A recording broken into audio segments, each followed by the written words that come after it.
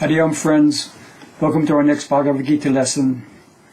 Before we start, I want to mention that tomorrow I'm leaving for a 3-week silent retreat. I have a cabin I can use in Georgia.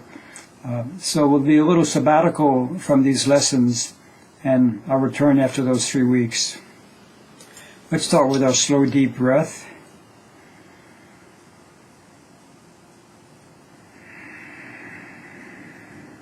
Hari Om Tat Sat. Om Shanti.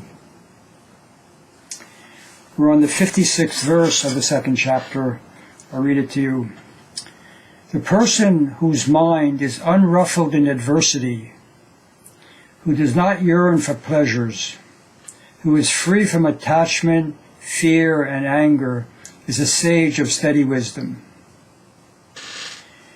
Sri Krishna is describing for us the attitude of a sage, how they face adversity, how they enjoy pleasure.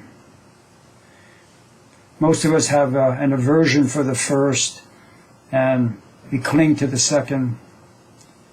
But the sage sees each of them as unavoidable parts of life, the yin-yang that we see in Taoism, and they keep their mind steady through both.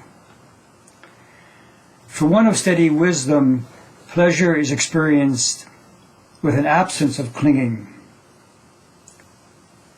When I think of pleasure, what's coming to my mind now is a salted caramel thick shake.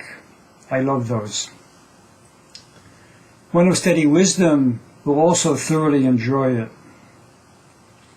But while I'm dreading that moment where I have to use a straw to try to slurp up those last few drops, the wise one may burp and then just see what's next to be enjoyed in life.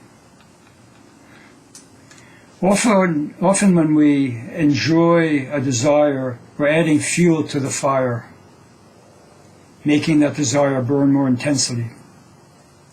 For the sage, though, enjoyment isn't transformed into fuel.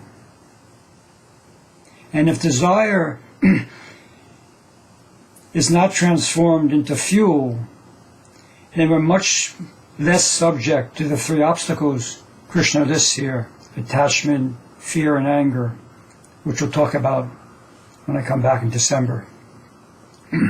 For the homework assignment, we're probably going to need to continue to fulfill our desires, either before, during, or after enjoying the desire. We can ask ourselves, how can I enjoy this without adding fuel to the fire? See you in a few weeks.